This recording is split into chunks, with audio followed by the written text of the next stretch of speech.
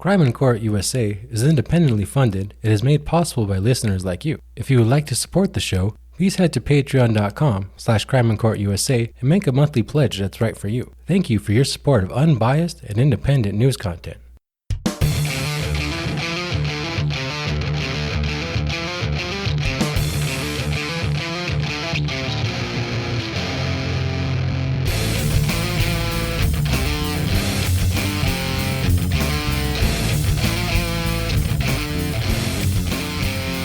Yo, what's up everyone?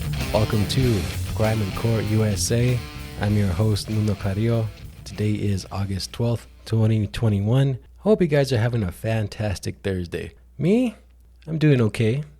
I have a leak in my roof. It rained like crazy over here and my roof started leaking. But that's about it. Other than that, I am doing just fine. I have my health, so what else can I complain about? You know what I'm saying? But anyways, hope you guys are leak free. Anyways, I have a couple of crime stories for you guys today, so let's just get right into it.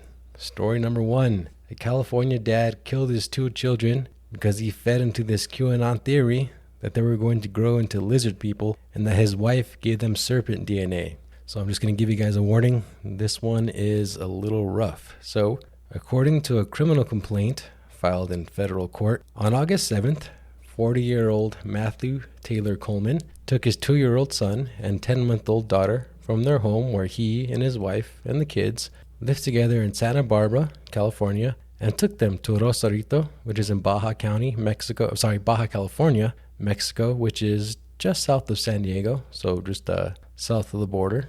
That same day, Coleman's wife called Santa Barbara police because she wasn't able to reach Coleman.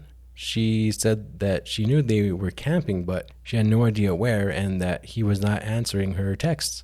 She said they weren't fighting and that she had no idea or she had no reason to believe that she would harm the children, but she was still pretty worried. So the following day, a Santa Barbara police officer used a Find My Phone to locate Coleman and found the phone at a shopping center in Rosarito. So that got the FBI involved. So Santa Barbara police contacted the FBI and Coleman was detained when he was crossing the border back into San Diego, but his kids weren't with him. So the FBI called Mexican authorities to report 2 missing children, and then the Mexican authorities got back with the FBI and said they found the bodies of the 2 missing kids that morning. This is on Monday, August 9th, by the way, if I didn't say that. So Coleman was, of course, detained, and then he confessed to killing his kids in an interview with the FBI. He said they believed they were going to grow into monsters, so that he had to kill them.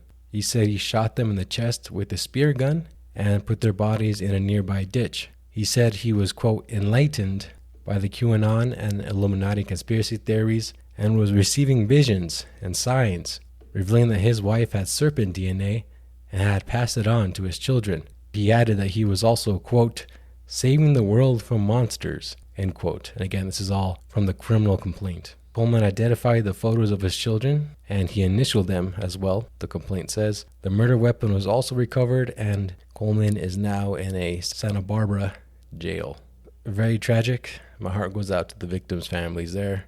As far as the trial goes, I don't think this is going to go to trial. It just seems like he told too much to police. It seems like he confessed everything, what he used to kill his children. He identified their bodies, photos of their bodies anyhow, and he used his initials. It just seems like his defense attorney has too much of a uphill battle ahead of him or her. So I just think he's going to cut a deal. I don't see this going to trial. Just too much of a hole for him to dig out of. So I think a deal is coming in this one. But again, very tragic. Heart goes out to the victims' families on that one. Moving on to the next story. 2 basketball coaches in Georgia have been indicted for murder after a 16-year-old collapsed and died while practicing in 97-degree heat just about 2 years ago. So head coach La Rosa Maria Walker Esquer and assistant coach Dwight Broom Palmer are charged with murder, cruelty to children, involuntary manslaughter, and reckless conduct. A lot of this I got from Law and Crime. Shout out to them. So 16-year-old Imani Bell died on August 13th, 2019. So yeah, just about a year ago, while practicing with the Elite Scholars girls basketball team in Clayton County, Georgia. She was running up stadium steps while performing conditioning drills. Her original cause of death was ruled as a heart attack. Now, the coaches were actually charged in July, but their case is kind of barely now making the media rounds. There was also a lawsuit filed against the coaches, the athletic director, and other school officials. It accuses them of ignoring Imani's signs of struggle and instead pushing her past her body's limits. So, another tragic story there. It kind of seems to happen relatively often. I used to cover sports as well, and just every so often I see a story about a young athlete collapsing due to heat exhaustion or something like that. I even think that a few years ago there was a college athlete, a college football player who collapsed and died due to heat exhaustion. Was it from Rutgers? Ugh, it's gonna bug me. I could look it up, but yeah, this happens like once or twice a year or so. But to my knowledge, I haven't seen anyone get charged with murder over it. If someone can correct me out there, but yeah, 2 coaches in Georgia now charged with murder for pushing an athlete past her limits. So that is about all for today, guys. Thanks for listening. Please share the podcast with your friends, share it with your enemies, rate and review the podcast on podcast services.